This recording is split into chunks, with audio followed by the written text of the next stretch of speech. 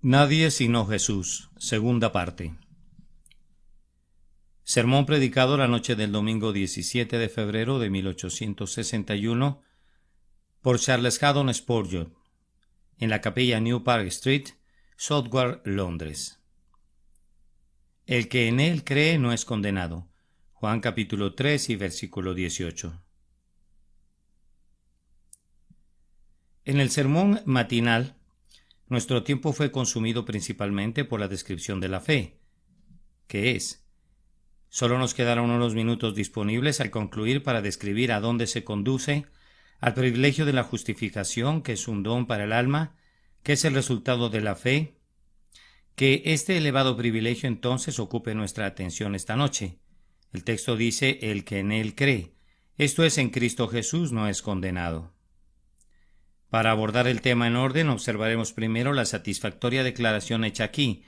Luego, en segundo lugar, nos esforzaremos por corregir ciertas equivocaciones al respecto, por las cuales el cristiano se encuentra a menudo abatido, y concluiremos con algunas reflexiones positivas y negativas en relación a lo que este texto incluye y lo que excluye. En primer lugar, entonces, ¿cuán satisfactoria es la declaración «el que en él cree no es condenado»? Ustedes saben que en nuestras cortes judiciales un veredicto de no culpable equivale a una absolución y el prisionero es inmediatamente liberado. Sucede lo mismo en el lenguaje del Evangelio. Una sentencia de no condenado implica la justificación del pecador. Quiere decir que el creyente en Cristo recibe ahora una justificación presente. La fe no produce sus frutos dentro de algún tiempo, sino ahora, puesto que la justificación es el resultado de la fe.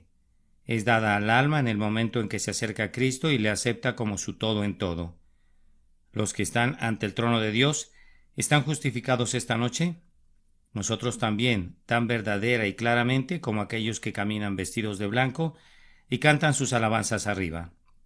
El ladrón en la cruz fue justificado en el momento en que volvió sus ojos de fe a Jesús, que estaba en ese preciso momento clavado a su lado, y Pablo.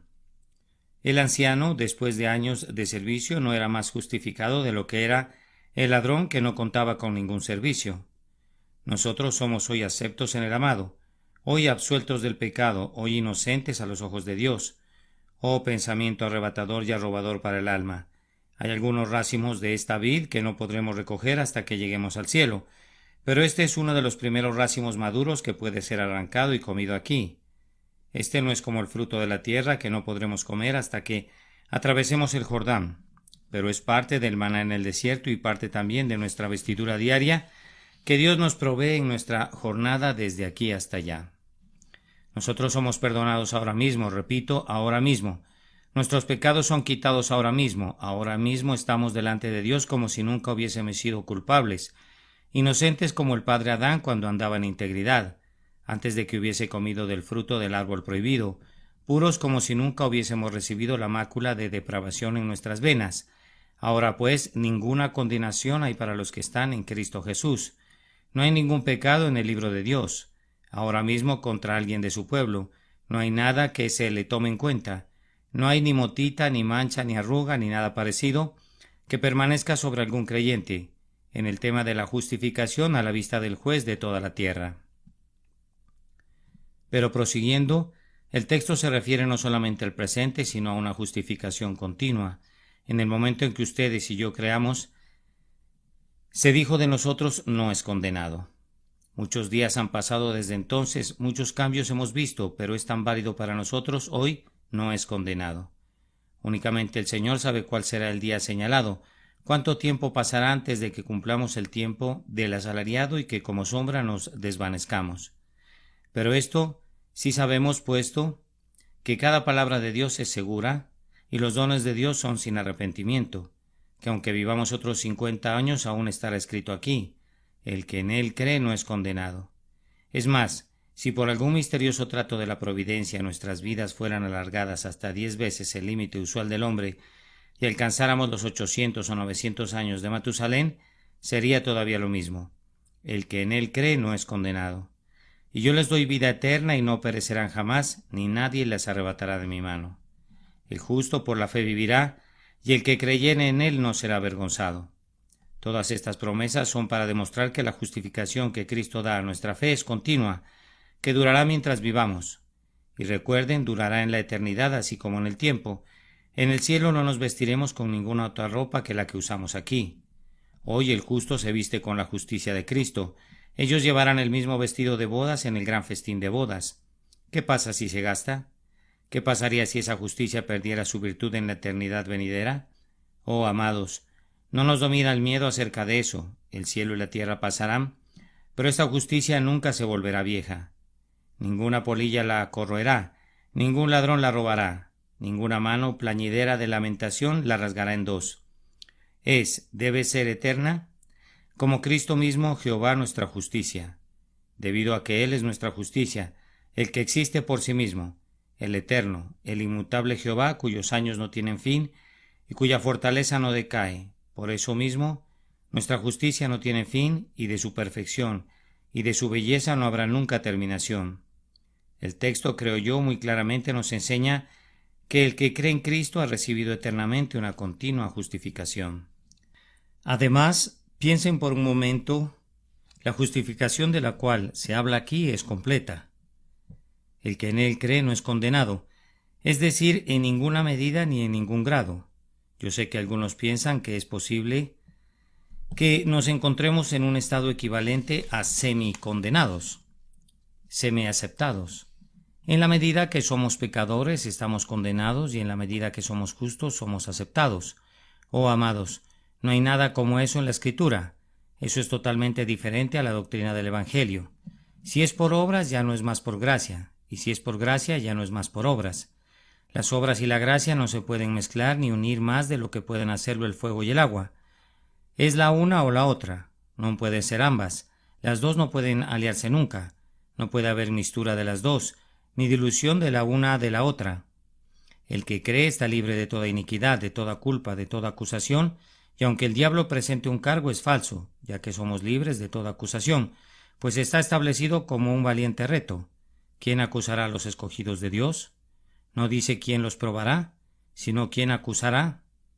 Están tan completamente librados de condenación que no se encuentra ni la sombra de una mancha sobre sus almas, ni siquiera el paso furtivo de la iniquidad que arroje su negra sombra sobre ellos. Ellos están delante de Dios no solamente como inocentes a medias, sino perfectamente inocentes, no solamente como lavados a medias, sino más blancos que la nieve. Sus pecados no son simplemente borrados, son eliminados, no son simplemente puestos fuera de la vista, sino que son arrojados a las profundidades del océano. No solamente se han ido tan lejos como el este está del oeste, sino que se han ido eternamente de una vez por todas. Ustedes saben, amados, que el judío en su purificación ceremonial nunca quedaba con su conciencia libre de pecado. Después de un sacrificio necesitaba otro todavía, pues estas ofrendas no podían hacer perfectos a quienes las practicaban. Al día siguiente los pecados necesitaban un nuevo cordero, y la iniquidad del siguiente año requería de una nueva víctima para una expiación. Pero Cristo, habiendo ofrecido una vez para siempre un solo sacrificio por los pecados, se ha sentado a la diestra de Dios. No más holocaustos son requeridos, no más lavamientos, no más sangre, no más expiación, no más sacrificio. Consumado es. Oigan el clamor del Salvador agonizante. Sus pecados han recibido su último golpe mortal. El manto de su justicia ha recibido su última fibra. Está hecho completo, perfecto, no necesita adición, no puede sufrir nunca ninguna disminución. Oh cristiano, debes asirte a este precioso pensamiento. Yo soy incapaz de expresarlo excepto en débiles términos, pero que mi debilidad no les impida que capten su gloria y su hermosura. Basta para hacer que un hombre salte, aunque sus piernas estuviesen cargadas con hierros, y basta para hacer que un hombre cante, aunque su boca estuviese amordazada. Pensar que somos perfectamente aceptos en Cristo, que nuestra justificación no es parcial, que no tiene un alcance ilimitado, sino que va hasta el final. Nuestra justicia, o más bien injusticia, está cubierta. Somos entera e irrevocablemente libres de condenación. Una vez más, la no condenación es eficaz. El privilegio real de la justificación nunca se malogrará. Cada creyente debe estar persuadido de ello. En el reino del rey Jorge III, el hijo de un miembro de esta iglesia estaba bajo sentencia de muerte por falsificación. Mi predecesor, el Dr. Ripon, Después de increíbles esfuerzos obtuvo la promesa que su sentencia sería perdonada. Por una singular ocurrencia, el actual diácono más anciano, entonces solo un jovencito, descubrió por el alcalde de la prisión que la suspensión de la ejecución no había sido recibida y el infeliz prisionero habría sido ejecutado la mañana siguiente. Si el doctor Ripon no hubiese ido de urgencia a Windsor y no hubiese obtenido una entrevista con el rey en su recámara, y no hubiera recibido de la propia mano del monarca una copia de esa suspensión que había sido puesta negligentemente a un lado por un irresponsable oficial, le encargó, doctor, le dijo su majestad, que se apresure. Confíe, señor, en que eso haré, respondió su antiguo pastor, y regresó a Londres a tiempo, justo a tiempo y solo a tiempo, pues el prisionero ya era subido con muchos otros al cadalso. Ay, el perdón había sido dado, y sin embargo el hombre podría haber sido ejecutado sin la orden no hubiese sido eficazmente entregada. Pero bendito sea Dios que nuestra no condenación es una cosa eficaz, no es un asunto de una carta, es un hecho dado. Ah, pobres almas, ustedes saben que la condenación es un hecho. Cuando ustedes y yo sufríamos en nuestras almas y éramos llevados bajo la pesada mano de la ley, sentíamos que sus maldiciones no eran truenos de burla como la ira del Vaticano, sino que eran reales. Sentimos que la ira de Dios era algo que hacía temblar, un hecho real sustancial. Ahora simplemente, tan real como la condenación que trae la justicia, igualmente real es la justificación que confiere la misericordia. Ustedes no solo son sin culpa nominalmente, sino que lo son realmente. Si creen en Cristo, no solo son puestos nominalmente en el lugar del inocente, sino que son puestos realmente allí, en el momento en que creen en Jesús. No solamente se dice que sus pecados se han ido, sino que se han ido realmente. No solamente Dios los ve a ustedes como si fuesen aceptos, son aceptos. Es un hecho cierto para ustedes, tan cierto como que ustedes pecaron. Ustedes no dudan que hayan pecado, no pueden dudar eso. No duden entonces que cuando creen sus pecados les son quitados, pues tan cierto es que cuando la mancha negra cayó sobre ustedes, cuando pecaron, así de cierto y seguro fue que todo fue lavado, cuando fueron bañados en esa fuente llena de sangre que fue tomada de las venas de Emmanuel. Vamos, alma, piensa en esto. Tú eres real y efectivamente exonerada de culpa. Eres sacada fuera de tu prisión. Ya no llevas grilletes como un esclavo. Eres librada ahora de la servidumbre de la ley. Eres liberada del pecado y puedes caminar sin imitación como un hombre libre. La sangre de tu Salvador ha alcanzado tu plena absolución. Vamos, alma mía, tú tienes un derecho ahora a venir a los pies de tu Padre. No hay allí llamas de venganza que te atemoricen ahora. No hay una espada encendida. La justicia no puede herir al inocente. Vamos, alma mía, tus incapacidades te son quitadas. Una vez fuiste incapaz de ver la faz de tu Padre, ahora puedes verla. No podías hablar con Él ni Él contigo, pero ahora tienes acceso con valor a esta gracia en la que nos afirmamos. Una vez hubo el terror del infierno en ti, no hay infierno para ti ahora. ¿Cómo puede haber un castigo para el que no tiene culpa? El que cree sin culpa no es condenado y no puede ser castigado. No hay enfado de un Dios vengador ahora. Si Dios es visto como juez, ¿cómo podría estar airado con el que no tiene culpa? ¿Cómo puede el juez mirar con malos ojos a quien es absuelto? Con mayor razón, todos los privilegios que habrías podido gozar si nunca hubieses pecado son tuyos ahora que eres justificado.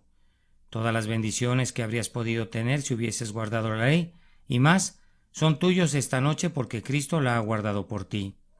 Todo el amor y la aceptación que un ser perfectamente obediente pudo haber obtenido de Dios te pertenecen, porque Cristo fue perfectamente obediente en tu lugar, y ha imputado todos sus méritos a tu cuenta para que tú puedas ser rico en grado sumo, a través del que por tu causa se volvió sumamente pobre.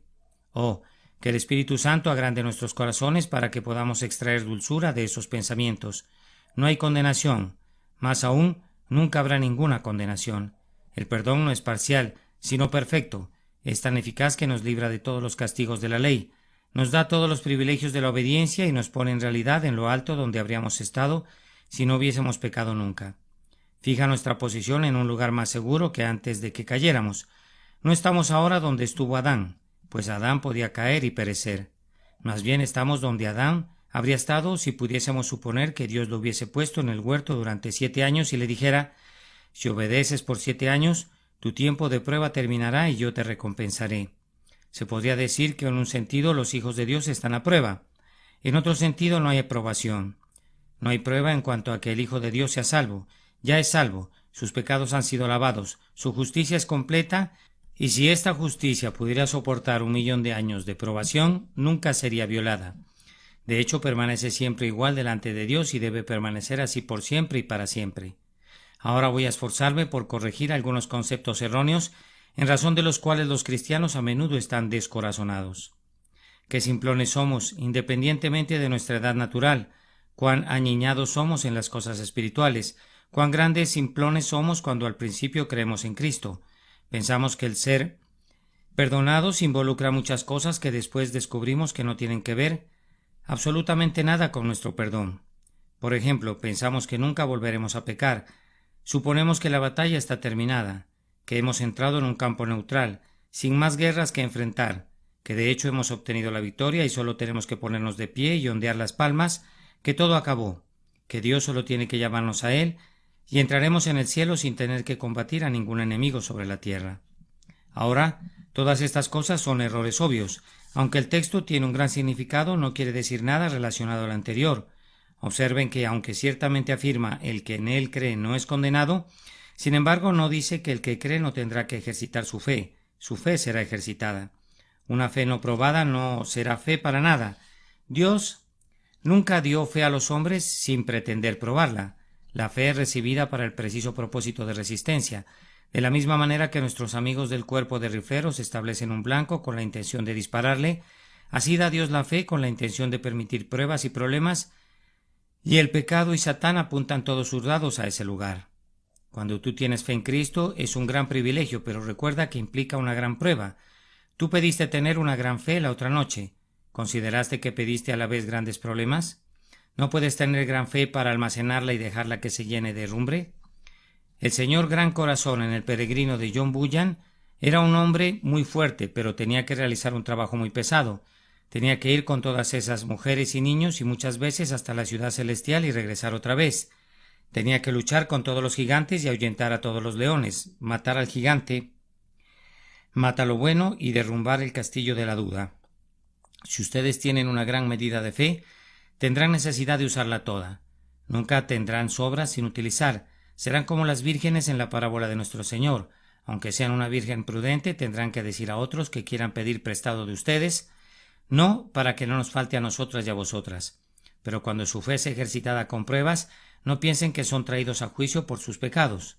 Oh, no, creyente, hay que ejercitarse mucho, pero eso no es condenación. Hay muchas pruebas, pero todavía ustedes están justificados. A menudo podremos ser abofeteados, pero no somos nunca maldecidos. A menudo podremos ser abatidos, pero la espada del Señor no nos herirá nunca en el corazón. Sí, es más, no solamente puede ser ejercitada nuestra fe, sino que nuestra fe puede alcanzar un punto muy bajo y aún así no seremos condenados. Cuando tu fe se haga tan pequeña que no puedes verla, aún entonces no estás condenado. Si alguna vez has creído en Jesús, tu fe puede ser como el océano cuando se aparta muy lejos de la costa, dejando un vasto rastro de lodo, y algunos podrían decir que el mar se fue o que se secó. Pero ustedes no están condenados cuando su fe esté muy seca. Ay, y me atrevo a decirlo, cuando su fe esté en pleamar, no son más aceptos que cuando su fe está en bajamar, pues su aceptación no depende de la cantidad de su fe, únicamente depende de su existencia. Si realmente están apoyados en Cristo, aunque su fe pueda ser como una chispa y 1000 diablos intenten apagar esa única chispa, ustedes no son condenados. Ustedes permanecerán aceptos en Cristo, aunque sus consuelos necesariamente decaerán conforme su fe decline. A pesar de ello, su aceptación no decaerá. Aunque la fe suba y baje como el termómetro, aunque la fe sea como el mercurio de la ampolleta y todos los climas la cambien, sin embargo el amor de Dios no es afectado por el clima de la tierra o los cambios del tiempo. Hasta tanto que la perfecta justicia de Cristo pueda ser una cosa mutable, un balón de fútbol que sea pateado por todos lados por los pies de los diablos, su aceptación ante Dios no puede cambiar nunca. Ustedes deben ser perfectamente aceptados en el amado. Hay otra cosa que a menudo prueba al Hijo de Dios. Él a veces pierde la luz del rostro de su Padre. Ahora recuerden, el texto no dice el que cree no perderá la luz del rostro de Dios. Podrá hacerlo, pero no será condenado por eso. Ustedes podrán caminar no solo por días, sino por meses en tal estado, que tengan poca comunión con Cristo, muy poca comunión con Dios de una naturaleza gozosa. Las promesas podrán aparecer quebrantadas para ustedes. La Biblia podrá suministrarles muy poco consuelo, y cuando vuelvan sus ojos al cielo tal vez les toque sentir más el dolor causado por la vara de su padre. Podrán haber vejado y entristecido su espíritu, y él puede haber vuelto su rostro de ustedes, pero no son condenados a pesar de todo eso. Observen el testimonio: el que en él cree no es condenado. Aun cuando su padre los golpee y deje una roncha después de cada golpe y saque sangre después de cada golpe, no hay una partícula de condenación en cada uno de esos golpes. Él no les golpea en su ira, sino en su amor del pacto. Hay un afecto sin mezcla y sin aleación en cada golpe de amor del castigo que procede de la mano de su Padre, de la misma manera que lo hay en los besos de los labios de Jesucristo. Oh, crean esto: tenderá a levantar su corazón, les dará aliento cuando ni el sol ni la luna aparezcan. Honrará a su Dios y les mostrará en dónde está realmente su aceptación. Cuando su rostro esté vuelto hacia otro lado, crean todavía en él y digan: Él permanece fiel aunque esconda su rostro de mí. Voy a ir todavía más adelante. El Hijo de Dios puede ser tan asediado por Satán que puede estar muy cerca de entregarse a la desesperación, y sin embargo no es condenado. Los diablos pueden batir el gran tambor del infierno a su oído, hasta que llegue a pensar que está al propio borde de la perdición. Pueden leer la Biblia y pensar que cada amenaza es contra él, y que cada promesa cierra su boca, y no lo motivará, y al final puede desalentarse y desalentarse y desalentarse hasta que esté listo a quebrar el arpa que ha estado colgada del sauce por tanto tiempo. Podrá decir: el Señor me ha abandonado verdaderamente, mi Dios ya no estará lleno de gracia para mí. Pero no es verdad. Sí, él podrá estar listo para jurar 1000 veces que la misericordia ha partido completamente y para siempre, y que su fidelidad fallará para siempre, pero no es cierto, no es cierto. 1000 mentirosos jurando una falsedad no pueden convertirla en verdad, y nuestras dudas y temores son todos ellos mentirosos. Y si hubiese 10,000 de ellos, y todos ellos profesaran lo mismo, es una falsedad que Dios haya abandonado a su pueblo jamás, o que alguna vez haya echado de él a un hombre inocente, y tú eres inocente, recuerda, cuando crees en Jesús. Pero dices tú: yo estoy lleno de pecado. Ay, digo yo, pero ese pecado ha sido puesto en Cristo. Oh, dices tú, pero yo peco diariamente. Ay, digo yo, pero ese pecado fue puesto sobre él antes de que lo cometieras hace muchos años. No es tuyo. Cristo lo ha quitado de una vez por todas. Tú eres un hombre justo por fe, y Dios no abandonará al justo ni echará fuera al inocente. Digo entonces que la fe del Hijo de Dios puede convertirse en una marea muy baja, puede perder la luz del rostro de su Padre, y puede llegar a desesperarse completamente, pero todo esto no invalida mi texto: el que en él cree no es condenado. ¿Pero qué pasa si el Hijo de Dios peca?, dirás tú. Es un tema profundo y delicado, sin embargo debemos tratarlo y hacerlo con valor. Yo no atenuaría la verdad de Dios para que nadie haga un mal uso de ella. Yo sé que hay algunos, no del pueblo de Dios, que dirán: pequemos para que la gracia abunde. Su condenación es justa. No puedo evitar la perversión de la verdad. Siempre habrá hombres que tomarán el mejor alimento como si fuese veneno y convertirán la mejor verdad en una mentira, y así estarán condenando sus propias almas. Tú preguntas: ¿qué pasa si un hijo de Dios cae en pecado? Yo respondo que el Hijo de Dios efectivamente cae en pecado. Cada día él se lamenta y gime, porque cuando quiere hacer el bien, el mal está presente en él. Pero aunque caiga en pecados, no es condenado por eso, no por un solo pecado ni por todos los pecados puestos juntos, porque su aceptación no depende del mismo, sino que depende de la perfecta justicia de Cristo, y esa perfecta justicia no es invalidada por ninguno de sus pecados. Él es perfecto en Cristo, y hasta que Cristo fuera imperfecto, las imperfecciones de la criatura no vacían la justificación del creyente a los ojos de Dios. Pero, si él cayera en un pecado notorio, oh Dios, líbranos de eso, si él cayera en un pecado notorio, irá con sus huesos rotos, pero alcanzará el cielo a pesar de eso. Aunque para probarlo y hacerle ver sus vilezas, se le permitirá que se descarríe mucho, pero quien le compró no lo perderá, quien le eligió no le echará fuera, le dirá: yo soy el que borro tus rebeliones por amor de mí mismo, y no me acordaré de tus pecados. David podrá ir demasiado lejos, pero David no estuvo perdido. Regresa y clama: ten piedad de mí, oh Dios. Y lo mismo sucederá con cada alma creyente. Cristo la traerá de regreso. Aunque resbale, será guardado, y toda la simiente elegida se reunirá alrededor del trono. Si no fuera por esta última verdad, aunque pocos se adhieren a ella, ¿qué sucedería con algunos del pueblo de Dios? Se entregarían a la desesperación. Si le he estado hablando a un rebelde, le ruego que no haga un mal uso de lo que he dicho. Permítame decirle: pobre rebelde, Las entrañas de tu padre te anhelan. No ha borrado tu nombre del registro. Regresa ahora a él y dile: recíbeme por tu gracia y llámame gratuitamente. Y él responderá: te pondré entre los hijos. Él pasará por alto tu rebeldía y sanará tus iniquidades, y estarás otra vez con su favor y te reconocerás todavía aceptado en la justicia del Redentor y salvado por su sangre. Este texto no implica que el Hijo de Dios no sea probado, o que inclusive no caerá algunas veces bajo la prueba, pero quiere decir esto de una vez por todas: el que cree en Cristo no es condenado. En ningún momento, por ningún medio, está bajo sentencia de condenación, sino que es justificado para siempre delante de Dios. Ahora, queridos hermanos, no nos queda mucho tiempo para la conclusión, por tanto, apresuradamente permítanme observar lo que este texto evidentemente incluye, y que Dios nos conceda que estas pocas palabras hagan bien a nuestras almas. El que en Él cree no es condenado. Si no somos condenados, entonces en ningún momento mira Dios a sus hijos, cuando creen en Cristo, como culpables. ¿Se sorprenden que lo exprese así? Lo expreso así de nuevo desde el momento en que creen en Cristo. Dios cesa de mirarlos a ustedes como culpables, pues Él nunca los mira aparte de Cristo. Ustedes a menudo se miran como culpables y caen de rodillas cuando lo hacen y lloran y se lamentan, pero aún entonces, mientras están llorando sobre el pecado que está por naturaleza y el pecado realmente cometido, Él todavía está diciendo desde el cielo: en lo que concierne a tu justificación eres hermoso y amable. Tú eres negro como las tiendas del Cedar, así eres tú por naturaleza. Eres codiciable como las cortinas de Salomón, así eres tú en Cristo. Tú eres negro, así eres tú en Adán, pero codiciable, así eres tú en el segundo Adán. Oh, piensa en eso, que siempre eres codiciable a los ojos de Dios, siempre hermoso a los hijos de Dios, siempre delante de Dios como si fueses perfecto, pues tú eres completo en Cristo Jesús y perfecto en Cristo Jesús, como lo expresa el apóstol en otro lugar. Siempre estás completamente lavado y totalmente vestido en Cristo. Recuerda esto, pues ciertamente estás incluido en mi texto. Otro gran pensamiento incluido en mi texto es este: como creyentes nunca son susceptibles de castigo por sus pecados.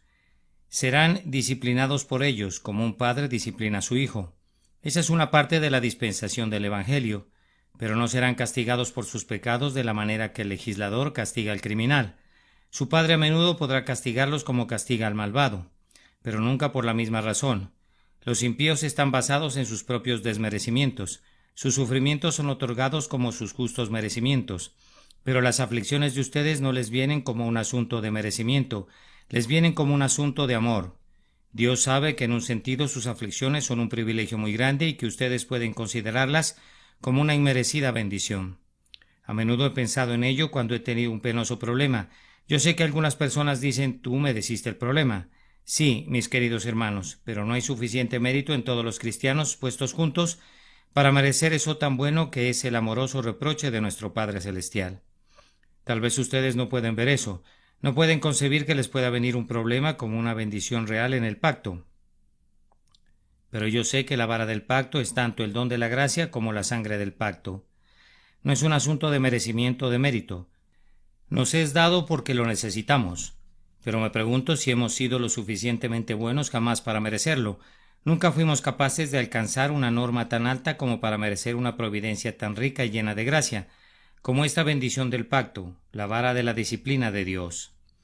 Nunca en ningún momento de sus vidas les ha caído encima un golpe de la ley. Desde que creyeron en Cristo están fuera de la jurisdicción de la ley. La ley de Inglaterra no puede competir a un francés mientras viva bajo la protección de su propio emperador. Ustedes no están bajo la ley, sino que están bajo la gracia. La ley del Sinaí no puede tocarlos, pues están fuera de su jurisdicción. Ustedes no están en el Sinaí ni en Arabia. No son el hijo de Agar ni el hijo de una sierva. Ustedes son el hijo de Sara y han venido a Jerusalén y son libres. Ustedes están fuera de Arabia y han llegado a la propia tierra feliz de Dios. Ustedes no están bajo Agar, sino bajo Sara, bajo el pacto de gracia de Dios. Son un hijo de la promesa y poseerán la propia herencia de Dios. Crean esto, que nunca les caerá encima un golpe de la ley. La ira de Dios, en un sentido judicial, nunca caerá sobre ustedes. Podrá darles un golpe de disciplina, no como resultado del pecado, sino más bien como resultado de su propia rica gracia, que quiere sacar fuera al pecado de ustedes, para que sean perfeccionados en santificación, inclusive como son ahora perfectos y completos delante de Él, en la sangre y la justicia de Cristo. Tenía la intención de referirme a una lista de cosas que están incluidas en este texto, pero no me queda tiempo, por tanto debo pasar 1 o 2 minutos refiriéndome a lo que este texto excluye. ¿Qué es lo que excluye? Bien, estoy seguro que excluye la jactancia. El que en él cree no es condenado. Si dijera el que obra no es condenado, entonces ustedes y yo podríamos jactarnos en cantidad. Pero cuando dice el que cree, entonces no queda ningún espacio para que digamos ni media palabra del viejo ego. No, Señor. Si no soy condenado, es tu gracia gratuita, pues yo he merecido ser condenado miles de veces desde que he estado en este púlpito esta noche.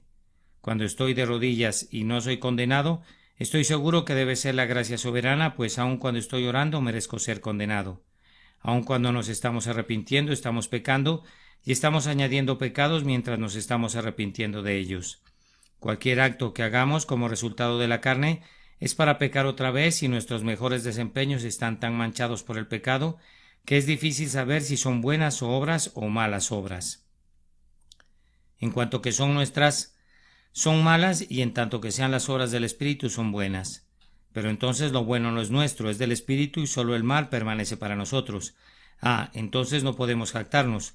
Orgullo, vete, vete. El cristiano debe ser un hombre humilde. Si levantara su cabeza para decir algo, entonces no es en verdad nada. No sabe dónde está ni cuál es su base una vez que comienza a jactarse, como si su propia diestra le hubiese alcanzado la victoria. Abandona la jactancia, cristiano. Vive humildemente delante de tu Dios y no permitas que se escape de tus labios ninguna palabra de autoadulación. Sacrifica al ego y que tu canción delante del trono sea: no a nosotros, oh Jehová, no a nosotros, sino a tu nombre da gloria. Además, ¿qué otra cosa excluye el texto? Me parece que debe excluir, y ahora estoy a punto de golpearme a mí mismo, debe excluir dudas y temores. El que en él cree no es condenado. ¿Cómo nos atrevemos ustedes y yo a andar con esas caras largas y caminar por allí como lo hacemos a veces, como si tuviéramos un mundo de cuidado sobre nuestras espaldas? ¿Qué habría dado yo hace 10 u 11 años si hubiera podido conocer que era cierto para mí que yo no era condenado? Bien, yo pensé que si podía sentir que había sido perdonado una vez y tuviera que vivir a pan y agua, y ser encerrado en un calabozo y ser flagelado cada día con un azote de 9 ramales, lo habría aceptado con alegría si con eso hubiera podido sentir que mis pecados eran perdonados. Ahora tú eres un hombre que ha sido perdonado y sin embargo estás abatido. Deberías avergonzarte. No hay condenación. ¿Y sin embargo te sientes miserable? ¡Qué vergüenza, cristiano! Levántate y enjúgate las lágrimas de tus ojos. Si hubiera alguna persona en la cárcel ahora que fuera a ser ejecutada la semana entrante, si pudieras visitarla y decirle «¿Eres perdonado?», no saltaría de gozo de su asiento, y aunque pudiera haber perdido sus bienes, y aunque fuera posible que después de su perdón tuviera que sufrir muchas cosas, en tanto que su vida le fuera perdonada, ¿qué le importaría todo lo demás? Él sentiría que todo eso sería menos que nada. Ahora, cristiano, tú eres perdonado, tus pecados son todos borrados. Cristo te ha dicho: tus pecados, que son muchos, te son todos perdonados, y aún así te sientes miserable. Bien, si debemos sentirnos así alguna vez, tratemos de que este estado no dure mucho. Si a veces debemos sentirnos abatidos, pidamos al Señor que nos levante otra vez. Me temo que muchos de nosotros adoptamos malos hábitos y convertimos el abatimiento en un estado habitual. Mira, cristiano, mira qué ira creciendo hay en ti, en ese espíritu enojadizo, y si no vienes a Dios para que quite de ti esas dudas y temores, pronto te cubrirán como un enjambre de moscas en Egipto. Cuando seas capaz de matar la primera gran duda, tal vez matarás 100 más, pues una gran duda engendrará 1000, y matar a la madre equivale a matar a toda la progenie. Por tanto, mira intensamente a la primera duda, para que no se afiance tu desaliento y se convierta en una triste desesperación. El que en él cree no es condenado. Si esto excluye la jactancia, debe excluir también las dudas. Otra vez, el que en él cree no es condenado. Esto excluye el hábito del pecado. Mi Señor, ¿he pecado contra ti tantas veces y sin embargo me has perdonado todo gratuitamente? ¿Qué motivo más poderoso podría tener para mantenerme alejado de pecar otra vez? Y algunos que dicen que esta es una doctrina licenciosa. 1000 diablos enrollados en uno debe ser el hombre que encuentra disipación en esto. ¿Cómo? ¿Ir y pecar porque soy perdonado? ¿Ir y vivir en iniquidad porque Jesucristo quitó mi culpa y sufrió mi lugar? La naturaleza humana es lo suficientemente mala, pero me parece que este es el peor estado de la naturaleza humana. Cuando trata de extraer un argumento para pecar de la gracia libre de Dios, es mucho más difícil pecar contra la sangre de Cristo y contra el sentido del perdón, de lo que es hacerlo contra los terrores de la ley y el temor del infierno mismo. Yo sé que cuando mi alma está alarmada por un temor de la ira de Dios, puedo pecar tranquilamente en comparación de lo que podría hacerlo cuando tengo un sentido de su amor derramado abundantemente en mi corazón. ¿Qué podría ser más monstruoso? ¿Leer que tu título de propiedad está libre y pecar? Oh vil repróbobo, estás al borde del más profundo infierno. Pero yo estoy seguro que si eres un hijo de Dios, dirás cuando hayas leído que tu título de propiedad está libre y te sientas justificado en Cristo Jesús. Ahora, por el amor que siento por su nombre, lo que era ganancia, cuento como mi pérdida. Mi antiguo orgullo ahora considero mi vergüenza y clavo mi gloria a su cruz. Sí, y debo estimar y estimaré todas las cosas como pérdida por causa de Jesús. Oh, que mi alma sea encontrada en Él, perfecto en justicia. Esto te conducirá a vivir cerca de Él, esto te hará semejante a Él. No creas que al meditar en esta doctrina te hará pensar con ligereza del pecado. Te hará considerarlo como un verdugo duro y cruel que mató a Cristo, como una carga terrible que no te podría ser quitada nunca excepto por el brazo eterno de Dios, y luego llegarás a odiarlo con toda tu alma porque es rebelión contra un Dios amante y lleno de gracia. Entonces, por este medio, mucho mejor que por cualquier duda arminiana o por argucias legales, serás conducido a seguir las huellas de tu Señor Jesús y seguir al Cordero donde quiera que vaya. Yo pienso que todo este sermón, aunque he estado predicando a los hijos de Dios, está dirigido también a los pecadores. Pecador, yo quisiera que dijeras eso. Si sabes esto, que el que cree no es condenado, entonces, pecador, si tú crees no serás condenado. Y que todo lo que he dicho esta noche te ayude a esta fe en tu alma. Oh, pero tú preguntas, ¿puedo confiar en Cristo? Como dije esta mañana, no es asunto de que puedas o no, se te ordena que lo hagas. La Escritura manda que el Evangelio sea predicado a toda criatura, y el Evangelio es cree en el Señor Jesucristo y serás salvo. Yo sé que eres muy orgulloso para hacerlo, a menos que Dios por su gracia te humille, pero si esta noche sientes que no eres nada y no tienes nada propio, pienso que estarás muy contento de tomar a Cristo para que sea tu todo en todo, si puedes decir con Jaime el buhonero: soy un pobre pecador y no soy nada. Puedes proseguir y decir con él este día: pero Jesucristo es mi todo en todo. Dios te conceda que así sea por su nombre. Amén. Nadie sino Jesús. Segunda parte. Sermón predicado la noche del domingo 17 de febrero de 1861 por el reverendo Charles Haddon Spurgeon en la capilla New Park Street, Southwark, Londres. El que en él cree no es condenado. Juan capítulo 3 y versículo 18.